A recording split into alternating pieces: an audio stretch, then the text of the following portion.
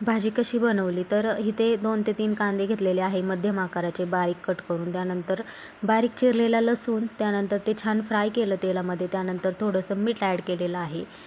त्यानंतर इथे मस्त तेल सुटू दिलं. त्यानंतर मग लगेच एक टॅमॅटो टाकला लहान आकाराचा. त्यानंतर घरगुती मसाले, मिरची पावडर, धना पावडर, कांदा लसूण मसाला, हळद आणि थोडंसं मटण मसाला ॲड केलेला आहे. तर मटण मसाला तुम्ही स्किप करू शकताय. त्यानंतर मग इथे गरम मसाला टाकायचा असेल तर टाकू शकता, मटण मसाला नसेल टाकायचा तर. इथे थोडंसं अर्धी वाटी पाणी टाकलेलं आहे. त्यानंतर झाकण ठेवून थोडंसं तेल सुटू दिलं मसाल्यांना छान. त्यानंतर इथे आपली दुकानामध्ये भेटते ती शेव टाकलेली आहे. तर एकदम मस्त टेस्टी भाजी होती बरं का.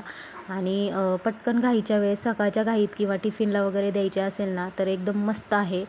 तर इथे मस्त गरमागरम लगेचच मी इथे चपाती देखील करून घेतलेली आहे. तर नाश्त्यासाठी किंवा टिफिनसाठी किंवा पाहुणे आले तर ही भाजी तुम्ही नक्कीच ट्राय करून बघा. तर एकदम हॉटेल स्टाईल मस्त झालेली. त्यानंतर इथे कांदा, लिंबू आणि चपाती मस्त एक नंबर झालेली. सगळ्यांना आवडली घरामध्ये. तर तुम्ही देखील करून बघा. भेटूया नेक्स्ट व्हिडिओमध्ये. तोपर्यंत बाय.